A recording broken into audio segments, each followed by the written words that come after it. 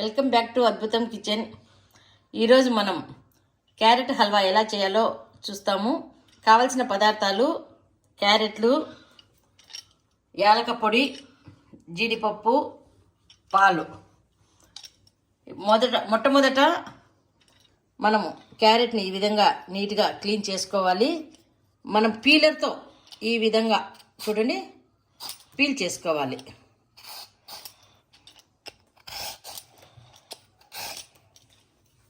ఈ విధంగా మొత్తం పీల్ చేసుకొని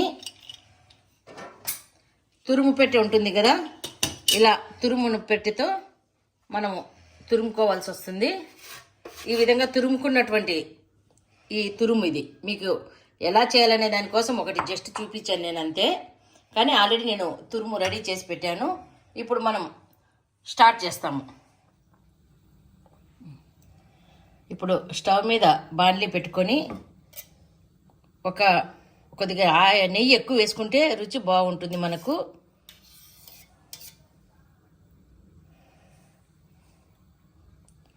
చూడండి, ఒక 4-5 స్పూన్లు నెయ్యి ఈ విధంగా వేసుకోవాలి.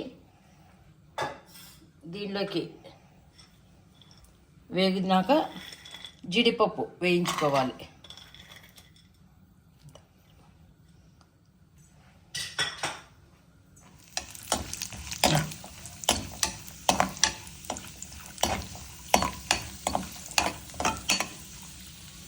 జీడిపప్పు బాగా వేగినాయి. ఇప్పుడు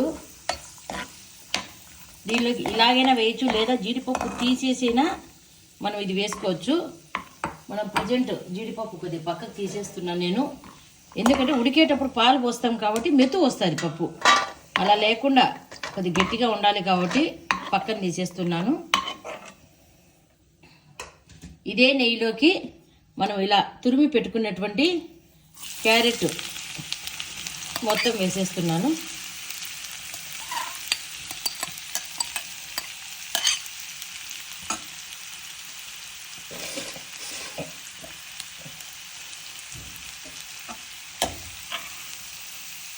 నెయ్యిలో బాగా వేగాలి, దూరగా కలర్ మారుతుంది. ఇప్పుడు ఉన్నటువంటి ఈ ఆరెంజ్ కలరు ముదురు ఆరెంజ్ కలర్లోకి మారిపోతుంది. ఈ విధంగా బాగా వేగనిద్దాం. చూడండి, క్యారెట్ తురుముకు బాగా నెయ్యి పట్టింది. కొద్దిగా నెయ్యి ఎక్కువ వేసుకోవాలంటే కూడా వేసుకోవచ్చు. మనం ఎంత నెయ్యి ఉంటే అంత రుచి ఉంటుంది. మళ్ళీ ఇట్లా మధ్యలో కూడా వేసేసుకోవచ్చు, మనం ముందే వేయాలని కూడా ఏం లేదు. వేయించేటప్పుడు నెయ్యి తక్కువ వస్తే వేసుకోండి. ఇప్పుడు నాకైతే సరిపోయింది ఆల్రెడీ. చూడండి, కలర్ మారుతూ ఉంది. ఈ విధంగా కొద్దిగా బాగా పచ్చివాసన పోయి కలర్ మారిన తర్వాత మనం దీనిలోకి కాంచి చల్లార్చినటువంటి పాలు తీసి పెట్టుకోవాలి. డైరెక్ట్ పచ్చిపాలు పోయకూడదు, కాంచి చల్లారినటువంటి పాలు రెడీ చేసుకొని పెట్టుకోండి. చూడండి, కొద్ది కలర్ చేంజ్ అయింది. మన మామూలు దానికి దీనికి కలర్ చూడండి ఎట్లయిందో. కొద్దిగా లైట్ బ్రౌనిష్ కలర్లో వచ్చినట్లు వస్తుంది. అంటే ఒక జస్ట్ మీకు ఈ కలర్ ఐడియా లేదు అని అనుకుంటే ఒక 10 నిమిషాలు ఇట్లా వేయించుకుంటూ మనం పెట్టేసుకుంటే సరిపోతుంది. ఇప్పుడు దీనికి జస్ట్ మనకు ఉడికేమైనా 1 కప్పు పాలు తీసుకోవచ్చు. మనము మీగడ వేయడం లేదు, మీగడ తీసి 1 కప్పు పాలు వేసుకున్నాం నేను.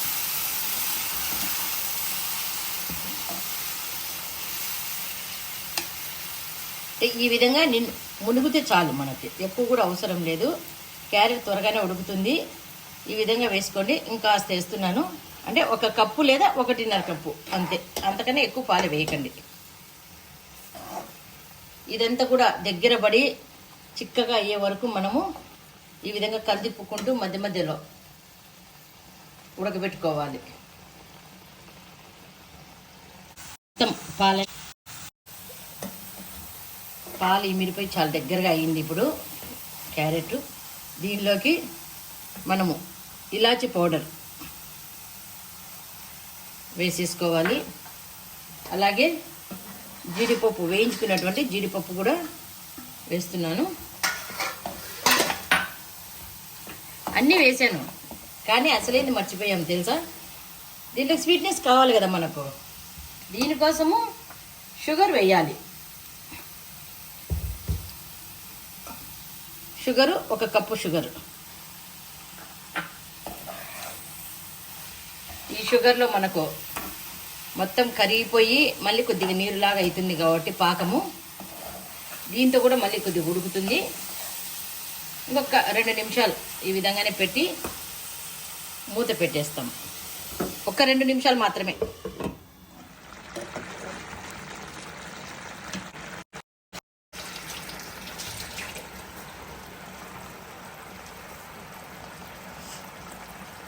చూడండి, షుగరు బాగా కరిగి కొద్దిగా పాకంలాగా అవుతుంది, దగ్గరగా వస్తుంది. అంటే పాల కంటే కూడా మనకు షుగర్తోనే ఎక్కువగా ఉడుకుతుంది. ఇది బాగా దగ్గరగా అయ్యే వరకు మనము ఈ విధంగా ఉడకబెట్టుకోవాలి. చూడండి, బాగా దగ్గర పడింది. కొద్దిగా లూజ్గా ఉండగానే తీస్తున్నాను, ఎందుకంటే చల్లారిందంటే మళ్ళీ గట్టిపడిపోతుంది ఆల్రెడీ. కాబట్టి ఇప్పుడే మనము స్టవ్ ఆఫ్ చేసేస్తున్నాను. దగ్గర పడింది.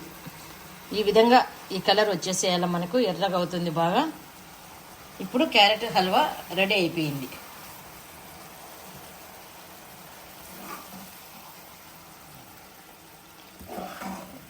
సర్వింగ్ బౌల్లోకి హల్వాను తీసి పెడుతున్నా. హల్వా రెడీ.